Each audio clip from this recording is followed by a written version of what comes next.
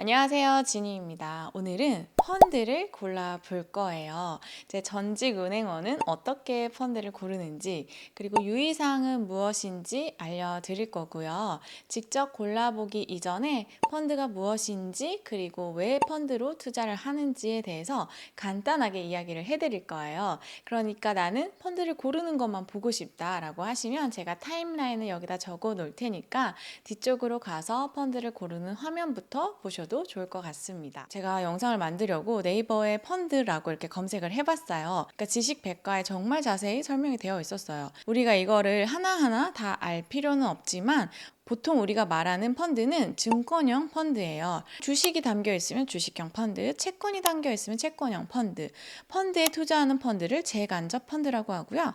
그다음에 주식이랑 채권이 혼합되어 있는데 주식 비중이 높은 거는 주식 혼합형, 채권 비중이 높은 거는 채권 혼합형 이렇게 분류를 할 수가 있어요.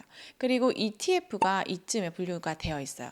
ETF의 끝에 F가 펀드거든요. 그래서 펀드의 일종이라고 보시면 되는데 오늘은 ETF를 제외한 이 증권형 펀드에 대해서 이야기를 해볼 거예요. 펀드가 무엇이냐라고 했을 때 사전적인 정의보다는 이렇게 예를 들어볼게요. 요즘에 AI를 기반으로 한 챗 GPT라든지 기술주, 테크주 이런 것들이 핫하잖아요. 그래서 내가 마이크로소프트 주식도 사고 싶고 애플, 구글도 사고 싶어요. 근데 검색을 해보니까 세 개 다 사면은 $700 정도가 되는 거예요. 원화로 90만 원 정도가 되잖아요. 근데 내가 월급 받아서 이자 내고 월세 내고 생활비 쓰고 이렇게 해서 총 저축 금액 중에서 한 30만 원만 투자를 할 수 있다라고 하면은 이 세 개의 주식을 못 사잖아요. 그럴 때 내가 10,000원만이라도 이 테크놀로지에 관련된 펀드를 가입을 한다면 10,000원으로 세 개의 주식은 물론이고 테크놀로지와 관련된 여러 가지 주식들을 한꺼번에 살 수 있다라는 게 펀드라고 생각하시면 돼요. 직접 주식을 사서 직접 투자를 할 수도 있고 펀드를 통해서 주식을 사면서 간접 투자를 할 수도 있겠죠. 그럼 이 간접 투자 펀드의 장단점에 대해서 한꺼번에 말씀을 드려볼게요. 첫 번째는요, 이제 소액으로 여러 가지 종목 그리고 자산을 분산해서 투자를 할 수가 있습니다.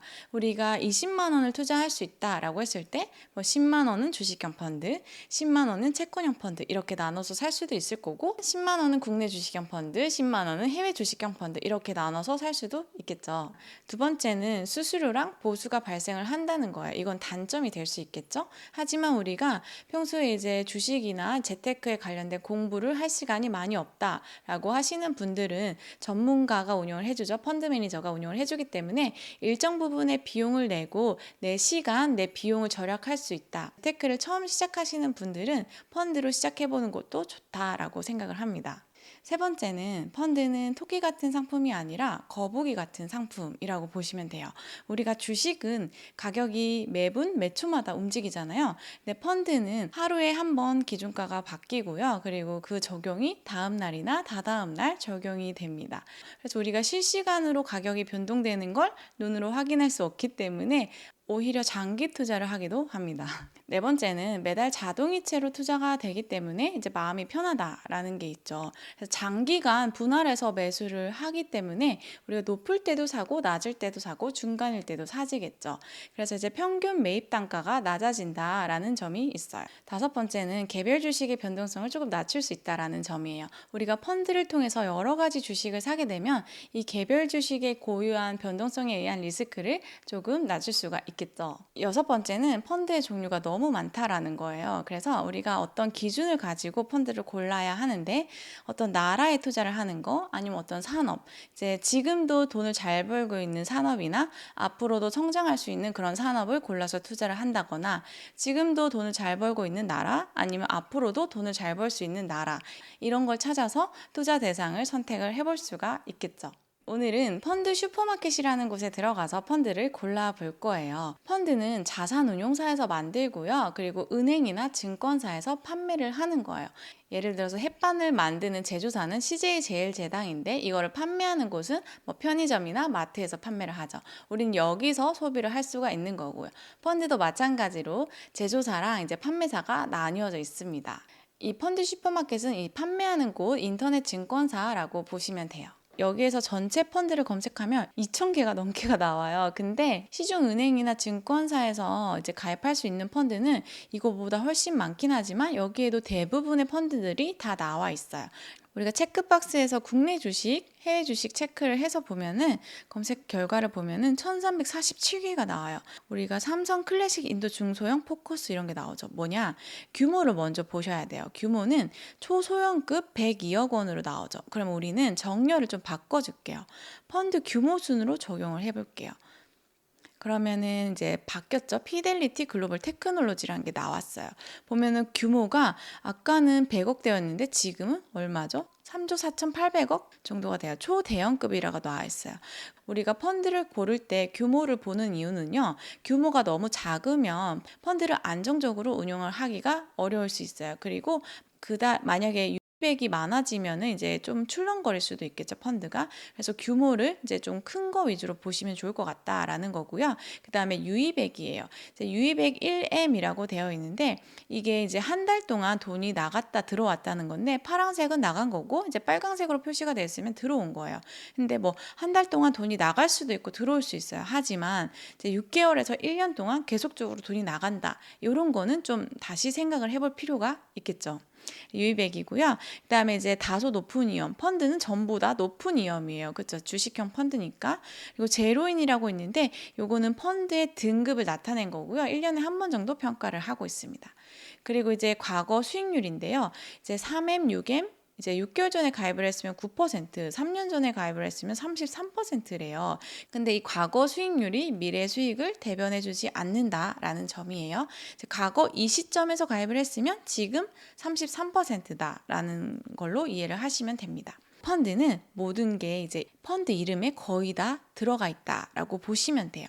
그래서 피델리티 글로벌 테크놀로지 증권자 투자 신탁이라고 되어 있죠. 그러면 앞에는 자산운용사 이름이에요.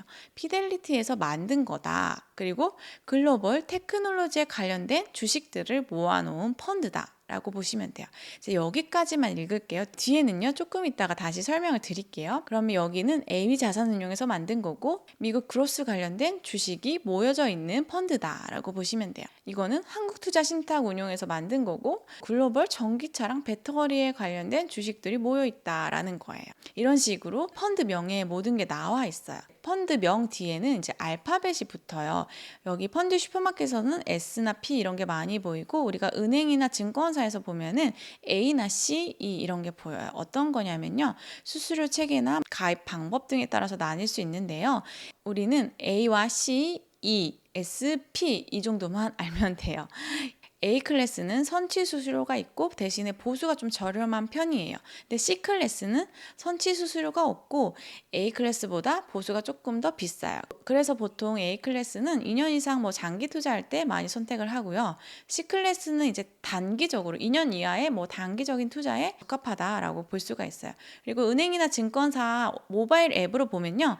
AE, CE 이렇게 뒤에 E가 붙어요. 이거는 뭐 인터넷이나 모바일로 가입을 한다라는 거예요. 그래서 똑같은 펀드도요. 이제 A 클래스, AE 클래스, C 클래스, CE 클래스 이렇게 있는데 뒤에 E가 붙은 게 훨씬 더 저렴할 수 있어요. 보통 0.3에서 0.5% 정도 차이가 납니다. 그리고 이 펀드 슈퍼마켓에서는 S 클래스가 있어요. 이거는 슈퍼마켓 전용이고요. 우리가 보통 은행이나 증권사에 이 클래스로 가입하는 것보다 조금 저렴할 때도 있어요. 그리고 이제 P가 붙은 거는요. 연금이라고 보시면 되는데요. IRP나 연금저축 등에서 가입할 수 있는 이제 연금 전용 펀드라고 보시면 됩니다. 이제 연금 펀드에는 A 클래스는 없고 C 클래스만 있어요. 그래서 연금저축 펀드나 IRP에서 펀드를 교체할 때 선취 수수료는 나가지 않고 이제 수익률에 보수만 녹아 있는 상태로 보시면 됩니다. 보수는요, 매년 차감이 되는 거고요. 우리가 아까 봤던 3개월 수익률, 6개월 수익률, 여기에는 보수가 차감이 된 수익률이 표시가 되어 있는 거예요. 하지만 마이너스여도 보수가 붙는다는 사실이 있습니다. 그럼 여기에서 펀드를 하나 골라서 한번 봐볼게요, 같이. 에셋플러스 글로벌 리치 투게더라고 되어 있어요. 그럼 에셋플러스 자산 운용에서 만든 거고 글로벌 리치 투게더 이런 주식들을 모아놨다라는 거죠.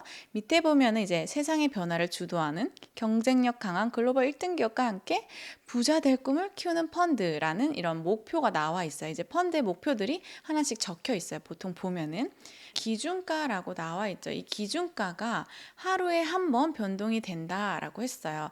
그리고 선취 수수료는 없고 이제 총 보수가 1.41%가 있다라는 거죠.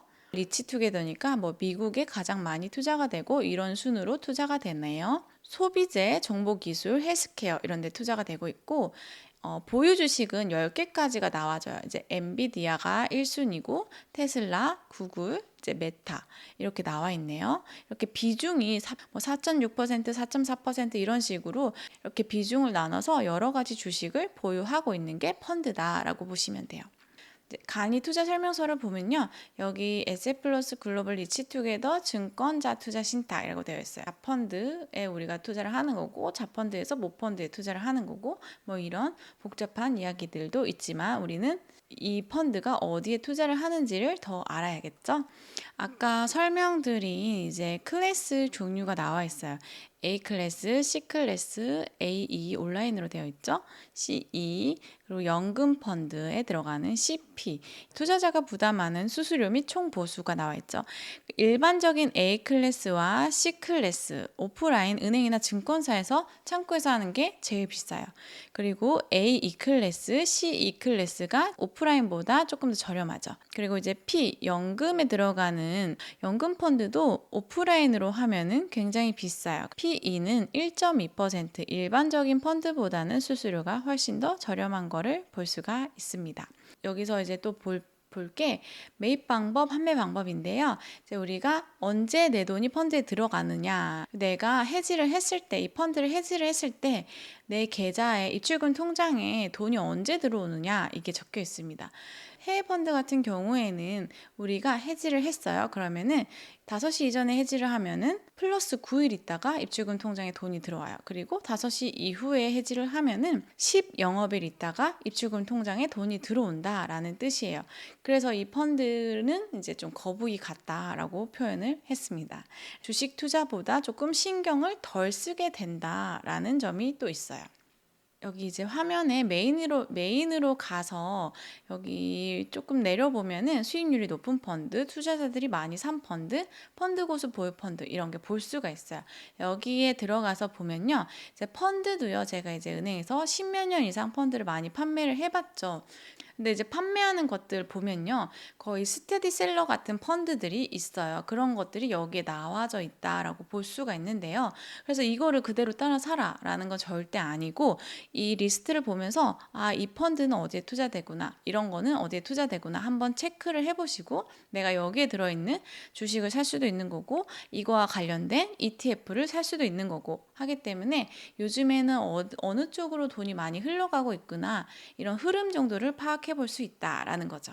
오늘은 이제 펀드를 잘 고르는 방법에 대해서 말씀을 드렸는데요. 첫 번째는 규모가 너무 작은 거는 피하고요. 규모가 조금 있는 펀드들에서 선택을 해보면 좋을 것 같고요. 두 번째는 비용이 낮은 펀드를 골라야겠죠. 같은 펀드를 하더라도 뒤에 붙어있는 알파벳에 따라서 이제 비용, 보수 체계가 많이 달라졌잖아요. 그렇기 때문에 이제 좀 총 보수가 낮은 펀드를 고를 필요가 있고요. 세 번째는 우리가 아무리 이제 이런 지표들을 보고 고른다고 해도 성장하는 산업이나 성장하는 나라, 돈을 잘 버는 쪽에다가 투자를 해야겠죠. 그래서 투자 대상을 잘 선택을 해야 돼요. 그리고 네 번째는 우리가 이런 객관적인 지표와 투자 대상을 잘 골라서 펀드를 가입을 했으면 자동이체를 걸어서 적립식으로 꾸준히 투자를 해야 된다라는 거예요. 근데 이제 내년에 써야 되는 여행 자금이라든지 이사할 때 써야 되는 보증금이라든지 이런 돈을 가지고 펀드 투자를 하면은 안 되겠죠. 저 같은 경우에는 목돈을 만들기 위해서 적금 대신에 펀드를 많이 들고 있어요. 그래서 여러분들도 당장 써야 되는 돈이 아닌 3년 이상은 작은 계획이 없는 돈, 이런 돈으로 이제 펀드를 적립식으로 시작을 해보시면 좋을 것 같아요. 오늘은 여기까지 하고요. 다음 시간에 또 찾아뵙겠습니다. 감사합니다.